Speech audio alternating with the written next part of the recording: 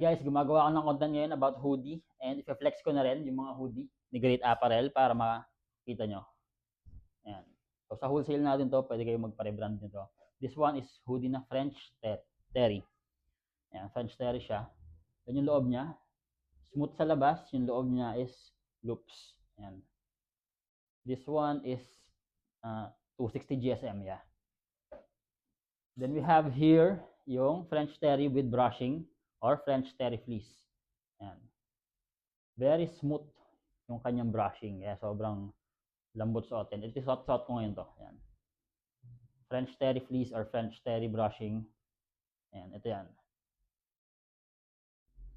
This one is 350 GSM. Then this one is ito imported na French terry brush. Ayan. Mas makapal yung kanyang fleece, yung kanyang brushing. Ayan. So ito yung pinakamakapal natin, 380 GSM. 380 to 400 GSM yan. So ayan. Kung gusto niyo magpa-rebrand ng hoodie, ayan, or sweater, yeah, pwede rin siyang sweater. So, same fabric lang siya. Pwede rin siyang maging pants or sweat shorts. Ayan. Kung gusto niyo magpa-rebrand, so message nyo lang ako. Thank you.